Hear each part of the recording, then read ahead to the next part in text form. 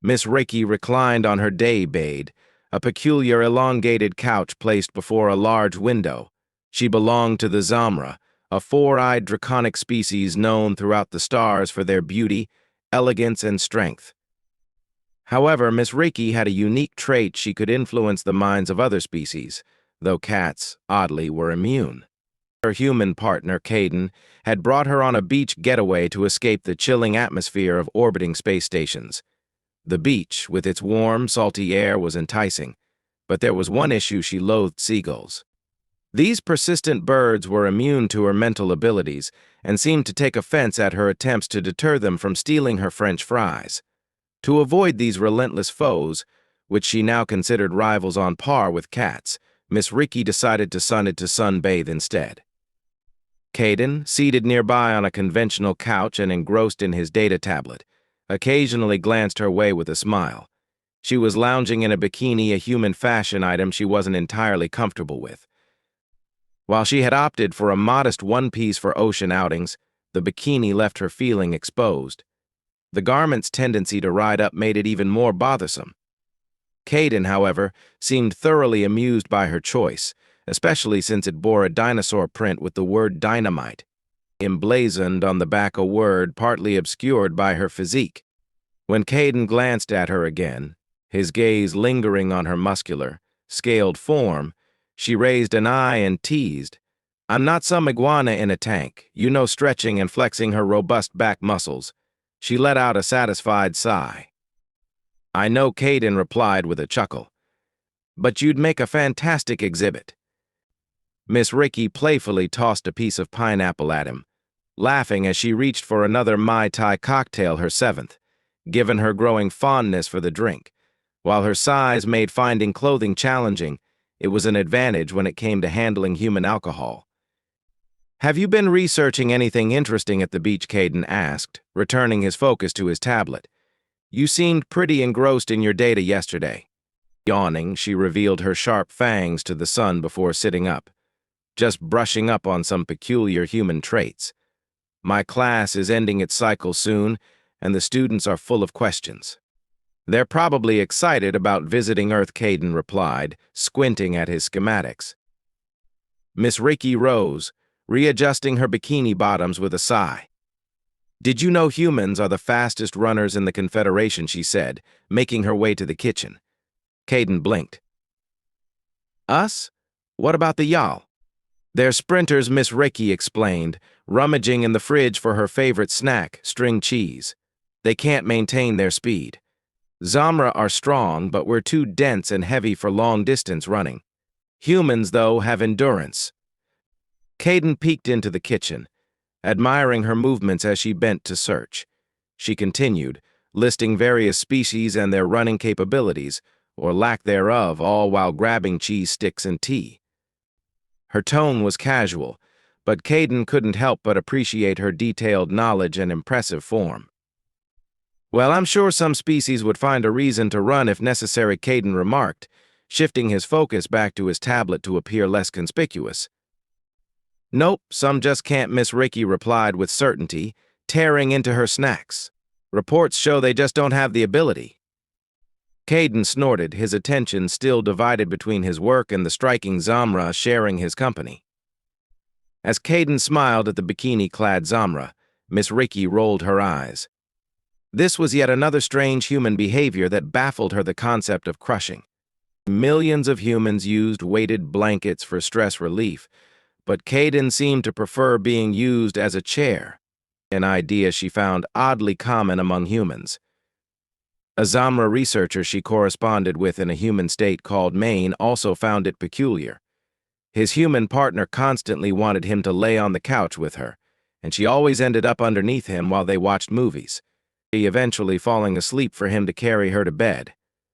Miss Reiki suspected Caden wasn't seeking comfort but simply enjoyed being sat on. Humans were weird. Sliding between Caden and his tablet, she slowly settled onto his lap. His arms instantly wrapped around her waist as he let out a pleased laugh.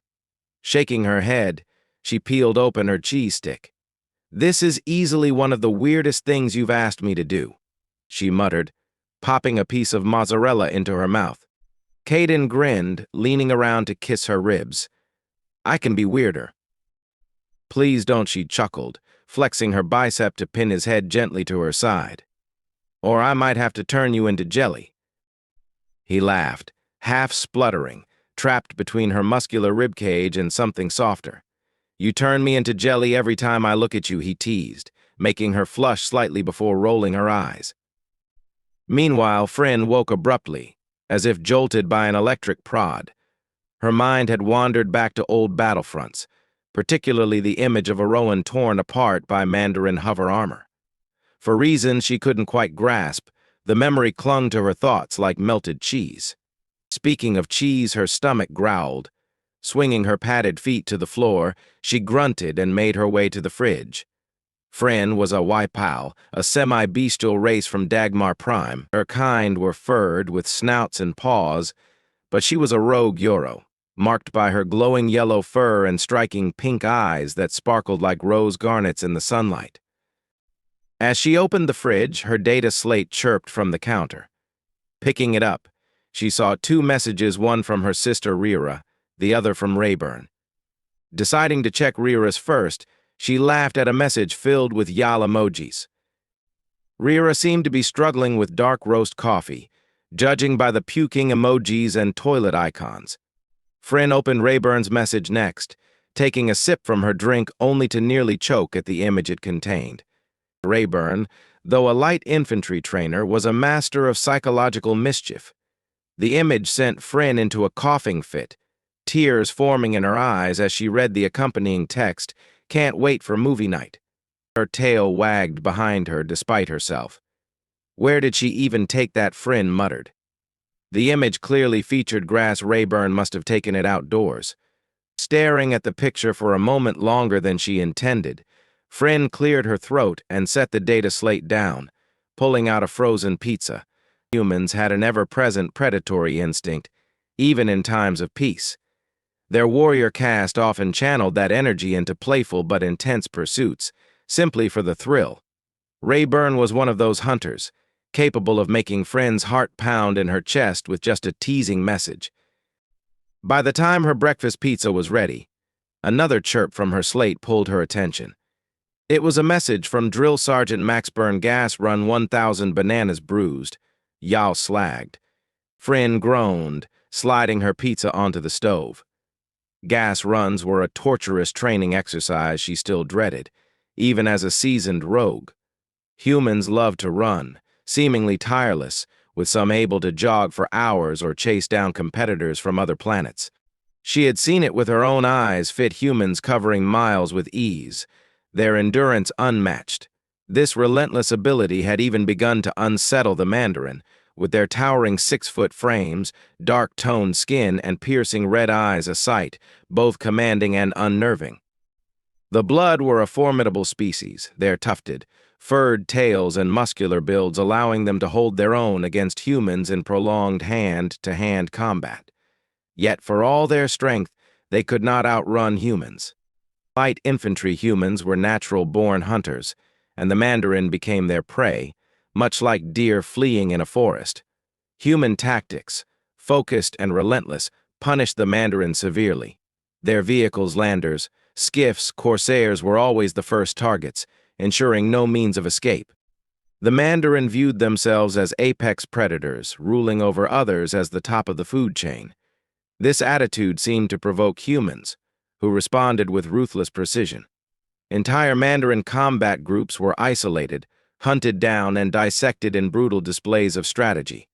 Reports and video files captured scenes of the humans forcing the Mandarin to flee on foot, cutting off their paths with ships that kept the skies clear. The hunt was cruel and methodical. The weaker Mandarin were the first to fall, their deaths drawn out and loud, sowing terror among the survivors. Light infantry soldiers wielded bayonets to hamstring their prey, sometimes letting them escape briefly to spread panic among their ranks. Sleep offered no refuge. The humans would stalk through the trees and bushes, terrorizing the exhausted Mandarin. For allied species like the Yoro, Carlin, and Jin, it was a horrifying spectacle. They thanked their stars that they were on humanity's side, their own fear deepened by the distant screams of the hunted. When the Mandarin finally fell, they were often too weak to crawl, desperately attempting to flee as human bayonets ended their lives. Human forces swept across entire planets, killing and butchering Mandarin soldiers alongside rejuvenated Jin, Yoril, and Carlin allies. Once only 100 survivors remained, they were rounded up and herded like cattle into a single location. Gaunt, ragged, and defeated, they would find a lone Mandarin skiff waiting for them. The skiff, a grim parting gift, allowed the survivors to escape and return to their commanders with tales of terror. The fear of humanity spread like wildfire, forcing the Mandarin to rely heavily on extraction craft, even at great cost. Sacrifices and morale-boosting efforts became frequent as the Mandarin grappled with the realization that they had inadvertently encountered a superior predator. That said, the Mandarin were no easy foe. Their combat groups, when equipped with sufficient air support, proved deadly adversaries. Humans seemed to relish this challenge, welcoming the test of fighting an enemy that could match their savagery. Meanwhile, Frin, far removed from the front lines, focused on her own battle breakfast. Pulling a long-bladed pizza cutter from her drawer, she sliced her pizza into quarters. The satisfying crunch of the crust and the gooey pull of melted cheese made her ears perk up with delight. There was a human saying she found particularly amusing: pizza is better than sex. Frin, having no first-hand experience with either humans or her own kind, often wondered if there was any truth to it. Could anything really compare to the tangy bite of pizza sauce paired with the savory richness of mozzarella? As she devoured her pizza, accompanied by a couple of ciders, she pondered the question with a smile. A bit of flirting and playful touching with both male and female humans had been enjoyable, but honestly, pizza had cheese. Enough said. By the time she finished, licked her fingers clean, and avoided spilling sauce on her shirt, she was full, awake, and slightly buzzed. It was the perfect state to prepare for physical training PT. Dressing in her workout gear and paw shoes, Frin headed to the company area. By the time she arrived, the drill sergeants, led by the gruff Sergeant Maxburn, had roused the recruits, who stood groggy and miserable under the weight of Earth's gravity.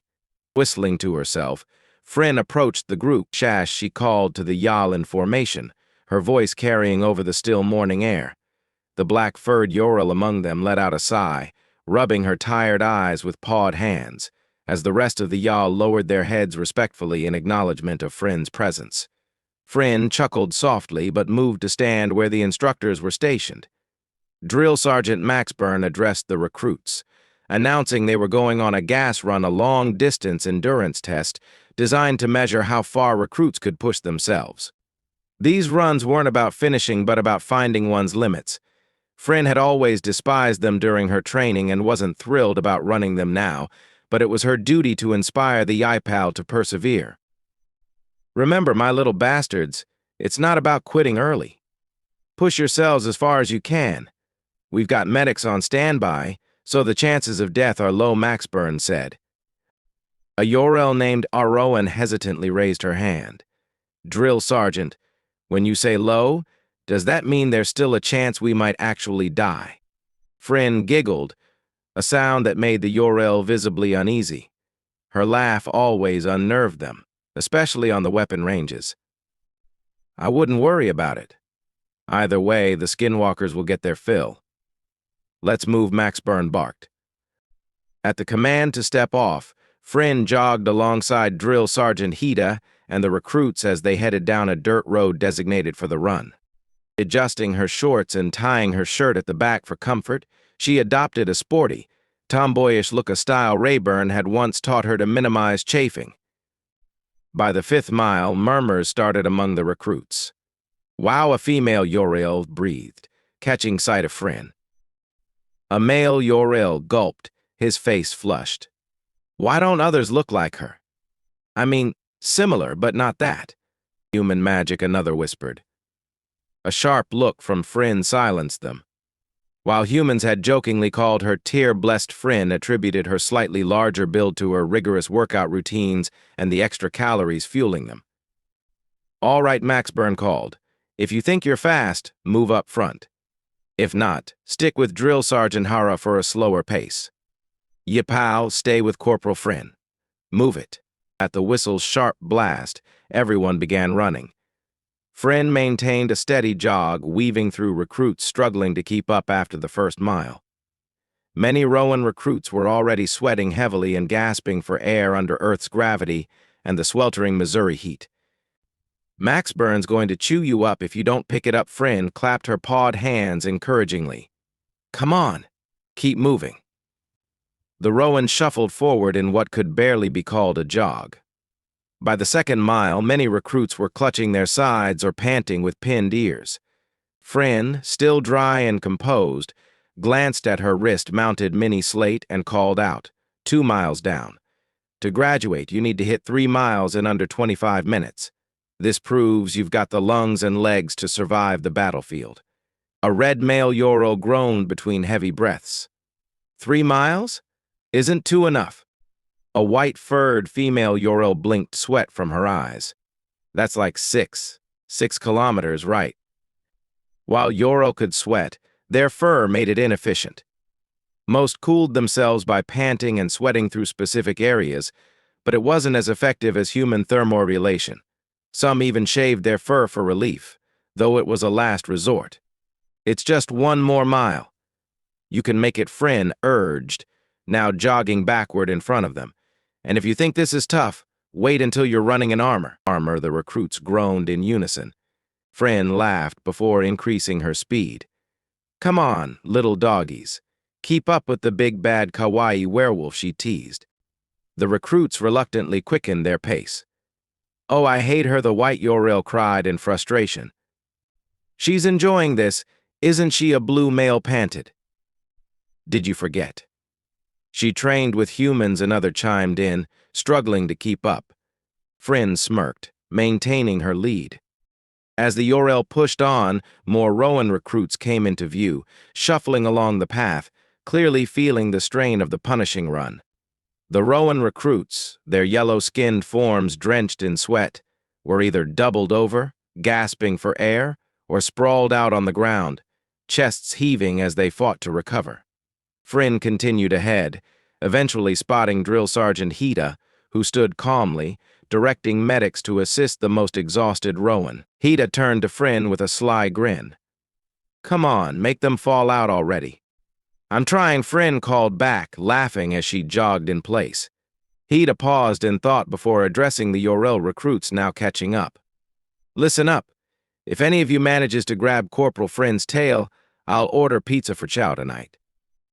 A glint of determination sparked in the Yal recruit's eyes. Friend's laugh morphed into a feral grin. Good luck, fella, she teased. A Rowan recruit, panting heavily from the ground, chuckled weakly. I wouldn't mind a slice after this. As the Ural surged forward with renewed energy, Friend bolted. Unlike these recruits, she had been shaped into the peak of Ural capability, a werewolf sharpened by human training. She wasn't going to be caught easily. The Yal recruits sprinted hard, mouths open and lungs burning as they closed the gap. Friend, however, eased her pace just enough to give them hope. One eager female even reached for her swishing tail, but Friend smirked and took off, leaving them behind.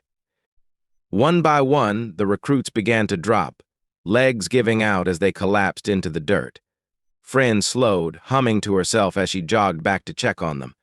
None of the Yal remained standing. With some extra training, I think you lot could make the cut, she remarked, hands on her hips. They didn't reply, too busy dragging ragged breaths into their lungs and clutching at the stitches in their sides. Friend leaned down with a playful grin. You guys want to see something crazy, she asked, wagging her tail. A dusky brown male Lipal cracked an eye open from where he lay, looking up at her as if she were some furry Ural angel of death. His voice was hoarse. What? Friend straightened, motioning toward the road's bend. Use your ears. What do you hear? My heart trying to escape my ribs, a female Ural muttered, drawing a few exhausted laughs. As they strained to listen, the sound of boots crunching against dirt and rock became audible.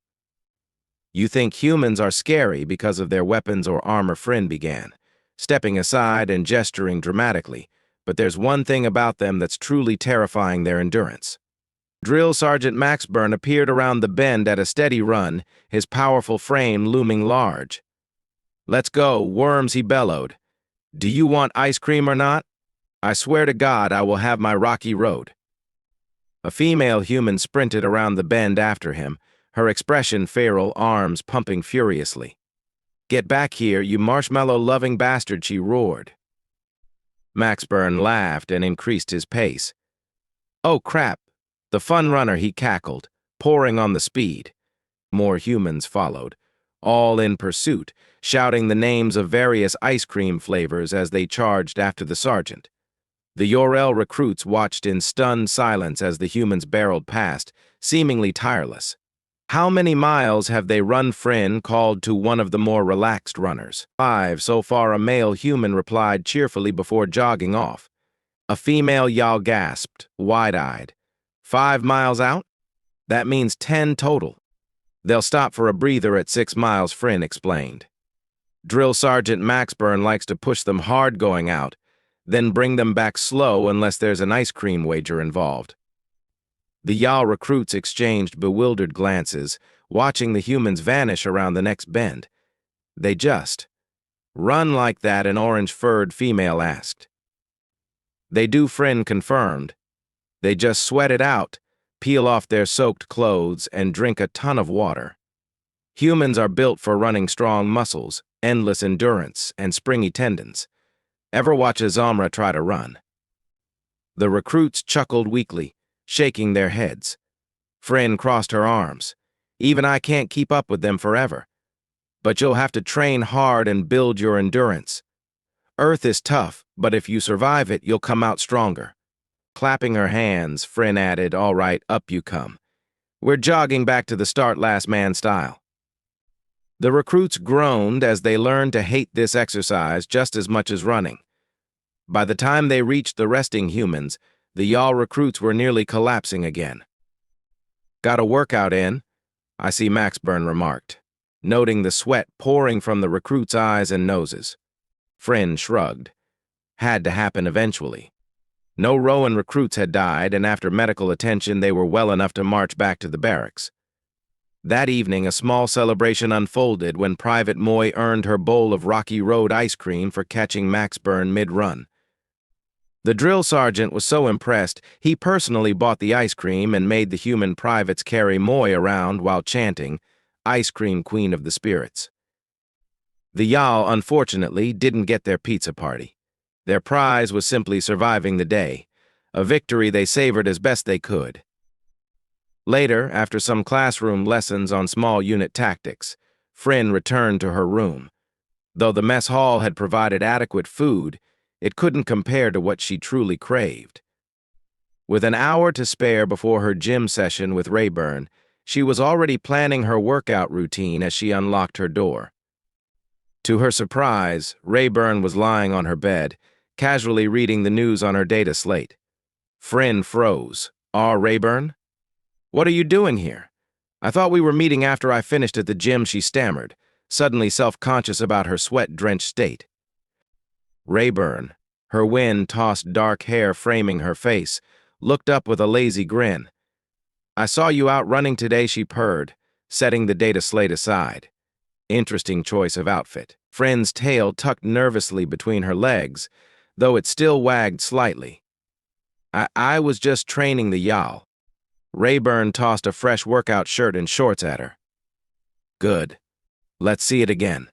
Friend caught the clothes, confused. "But I was going to the gym."